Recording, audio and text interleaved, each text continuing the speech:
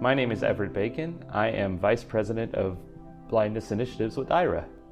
IRA is a service that provides visual interpretation for individuals who are blind or low vision through a smartphone camera. A lot of people don't realize the capacity of blind people or people with disabilities. They take for granted that maybe we're not exactly capable of doing the same things without certain accommodations, and employers don't realize what those accommodations are. I am Becky Kakula. I'm the Senior Director of the Disability Equality Index at Disability In. We've come a long way when it comes to giving people with disabilities an opportunity to work in entry-level jobs, but there's still a lot of areas for improvement when it comes to retention and advancement. There are a lot of people with disabilities who don't even know that there are opportunities for people like them. If we make it more front and center that people with disabilities are welcome across the board, employers are making it known that someone can ask for an accommodation from the job application to interview to onboarding to retention and advancement to serving customers, making sure everyone knows that they're able to bring their full selves forward may be more encouraging for those people with disabilities who never really thought that there was an opportunity to work. I am Deb Daggett, and I'm a consultant in diversity, equity, inclusion, and accessibility with Deb Daggett Diversity LLC. Like all marginalized communities, if you're thinking about working for a company, you want to ask other people, if you can, who are already at that company, how good a place they are to work for people with disabilities. First impressions with a manager who's a newbie to hiring and managing someone with a disability, you can check the box that you were a candidate with a disability without that being visible to either the recruiter or the manager. That you should do. There's a difference between self-ID and self-disclosure. Self-ID is anonymously checking the box, whether you're an employee, a new hire, or a candidate. Self-disclosure is saying, I have PTSD. And if you don't need an accommodation, you want to be thoughtful about when you do that. For people with disabilities, finding meaningful employment can be a challenge. Unemployment did hit a record low last year, but the sad fact remains that if you look at the numbers of workforce participation, so roughly 35% of working age adults with significant disabilities are in the workforce, as opposed to about 70% of the general population. And those numbers have not moved significantly in decades. That's Kirk Adams, Managing Director of Innovative Impact. He is blind and has spent his career advocating for people with vision loss. Adams says that while progress has been made, people with disabilities are more likely to be unemployed and underemployed. As far as the Bureau of Labor statistics, unemployment rate, which is people actively seeking work, if it's 4% of the general population actively seeking work, it'd be 8% of us with significant disabilities. So by any measure, our employment outcomes as people with severe disabilities is either half as good or twice as bad as the general population, however you want to slice it. And those numbers are really stubborn. And if you dig even deeper, of the 35% of us who are working, a third of us would say we're underemployed, as opposed to something like 22% of the general population.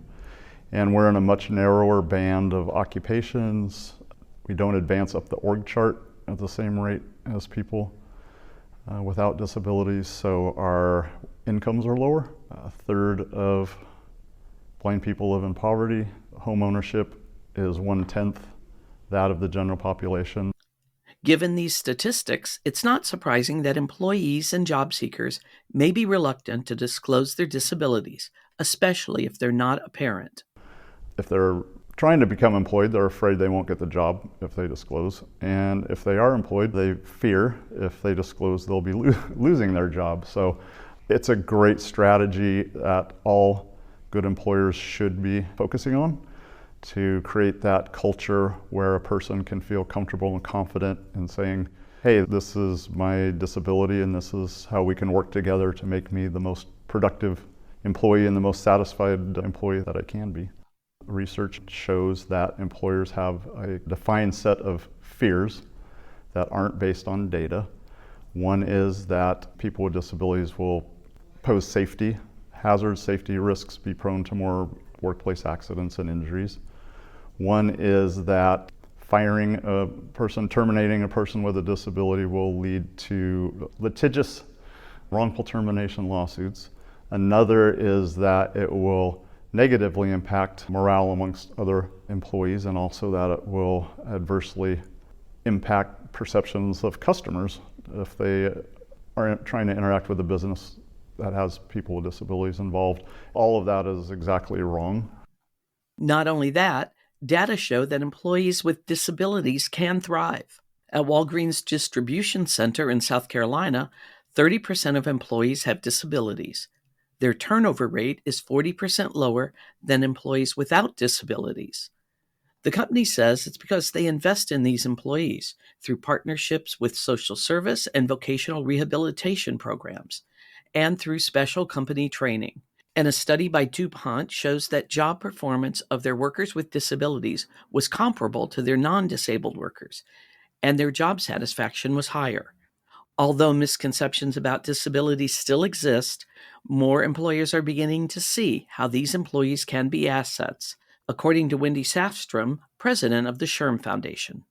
The more that we can do to address some of the myths and some of the misnomers, create processes, help HR professionals and people managers create cultures that are inclusive to all.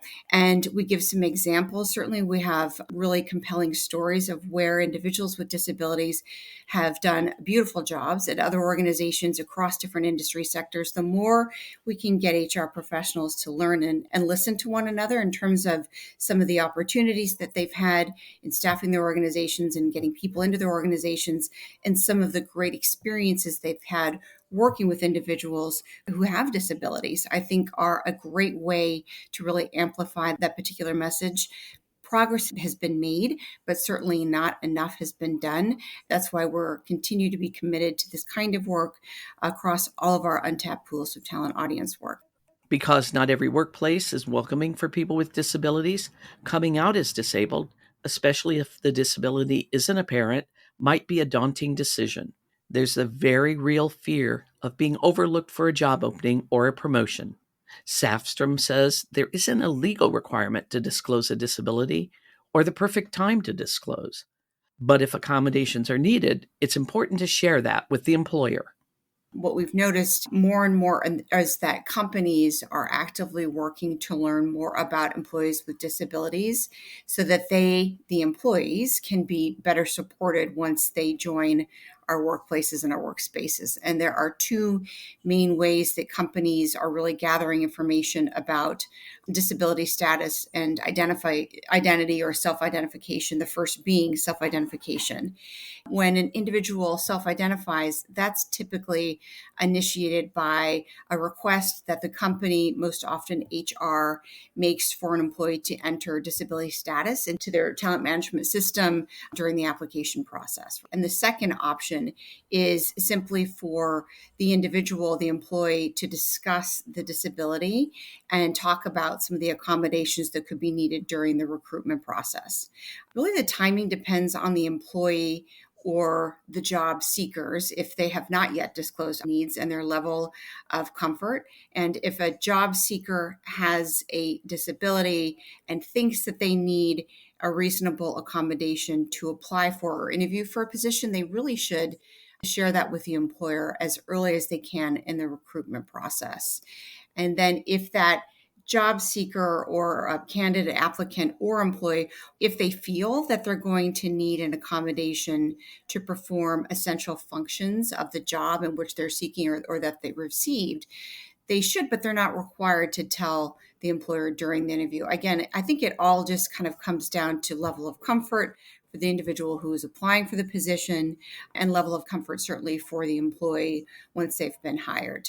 I think that sometimes the prospective employee could worry that the employer believes some common myths about learning and thinking or about working with an individual that has a disability, especially if they're disclosing in advance. And that's why when you're disclosing a disability, another suggestion that we have as part of our work in this particular space is to mention perhaps successes and strategies that have worked in other places, perhaps that individuals worked, and employees may want to address some kind of common misunderstandings, or consider even offering to talk more specifically with the employer about what their disability is and how they can best address it once they've been employed or on the job.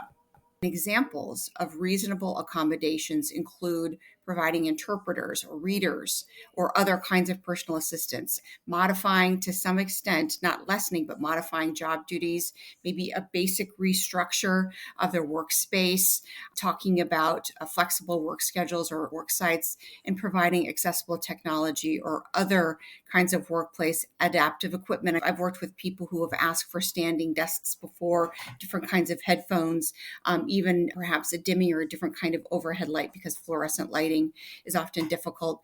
But the point is to discuss with your employer and HR. I think it was a great starting point to talk about what a reasonable accommodation is under the law. And those are the conversations that should happen again one-on-one with your employer. And you all as an organization and as an employee can work out what that looks like.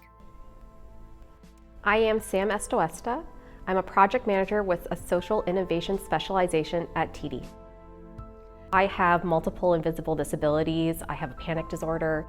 There's different things that make career advancement, especially if you have panic disorder, really challenging.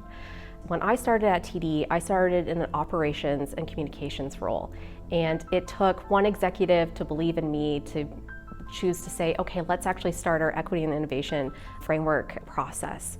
And so it's having those executive champions, it's having those people manager champions who can see the work that you're able to bring and not just thinking about it within a certain limited scope. And so I've been able to have those individuals push me into careers that I didn't start here at TD. And I don't know what my last career is going to be at TD, but I know that the people and the culture here is going to support me in any decision that I make. COVID-19 changed the way employers thought about who needed to be in the office and who didn't. It demonstrated that they could be flexible and accommodating with some type of jobs. Work-from-home policies continue to shift, with some companies now saying workers must return to the office if they want to keep their jobs. But Scott Hoseman, CEO of Inquest Consulting, says workers with disabilities might find themselves in a better position than they were pre-pandemic. I think there's even a greater demand, and employers see the power of the opportunity by looking for candidates with disabilities, partly because of the unfortunate and awful COVID experience. We've proven that we can do work and conduct our work in a variety of ways. And it's not just in person. And that has greatly benefited the disability community at large. The research is starting to bear that out. Not in all cases, and I don't want to imply that COVID was good for the disability community by any stretch, because there were a lot of really negative downsides for the community with COVID. But in terms of variability in the way we work and engage in our workplaces, there do seem to be some silver linings. I want to pause too, because we try to make this really clear with our clients that we consult with. The onus of disclosure should not be solely and initially only placed on the candidate's shoulders. If I had my wishes, every interview would begin when the scheduling happened of that interview, whether it's virtual, whether it's in person, whether I'm flying someplace, whether I'm doing it at a coffee shop. Every scheduled interview would begin with the question, are there any accommodations that would make this interview more successful for you? Hoseman agrees that disclosing a disability is a deeply personal decision, but he has a few suggestions for job seekers and employees considering it. The first is know and understand what is really important to you. And what do I mean by that? If you know that your ability to thrive and succeed in this job or this work environment relies heavily on your ability to be out and disability proud, then lean into that. And that would mean to me, that'd be a signal, if you know that, It'd be a signal that earlier in the process disclosure may be most appropriate for you. Because why would you want to go through the process and not disclose and uncover that the environment really isn't going to be that place for you? Hoseman says job seekers should be on the lookout for indicators that a company is welcoming and accommodating. Regardless of when in the process you are thinking about disclosing, I would deeply encourage everyone to do a little bit of research and fact finding first. Does this employer have overtly stated disability inclusion public policies? Do they have something on their website that indicates that disability inclusion is important to them? Go to their DEI portion of their website. Do they have a disability employee or business resource group? Those are some signals that give you clues that this is an organization or culture where it may be more likely for your disclosure to be met with positivity. And then the last tip I'll offer on this question is don't be afraid to test the waters. I mean, with that, you can ask pre-disclosure some seemingly benign questions of the interviewer or the HR representative or the recruiter. There are things like, does this organization, are you aware, do they have a disability inclusion employee resource group? How active are they? How do they engage with employees and team members? How does one become a member of these groups? You can get a sense from some of those answers on how comfortable with disability inclusion or disability as a topic the interviewer is. They may not speak for the whole company, but at least you'll get a sense on what their perspective is. Candidates with disabilities are increasingly sought out in the corporate landscape. More today, I've been doing DEI work for over 28 years. We're at a place now where the outward and overt need, want, searching for candidates with disabilities is higher than I've ever seen it. Many employers, not all by any stretch, but many employers are actively seeking candidates with disabilities. And so they are signaling in some ways. You can look for those signals that this is a place that wants me, and lean into that earlier in the disclosure or in the interview process as you feel comfortable. Again, that aligns with what your personal needs are in the workplace. Hoseman adds that it's important for all employees to have allies in a company, and that's especially true for disabled employees. Larger and even mid-sized companies are increasingly likely to have resources and advocates for those employees with disabilities. Many organizations have employer business resource groups. These are groups that where employees are gathering around a dimension of diversity or difference that they may have or have an affinity towards. So there are women's groups or LGBTQIA groups, racial or ethnic employee groups, and disability inclusion groups or caregiver groups. When an employer has those groups, those important EBRGs, as a job seeker, you can ask, what sort of access will I have to these EBRGs? Or how do I contact somebody from that group to be a mentor or buddy should I be employed at your organization? It can be a great signal that you're willing to engage beyond just the work. And companies invest heavily in these groups and the DEI efforts. So that may be a good way for you to engage.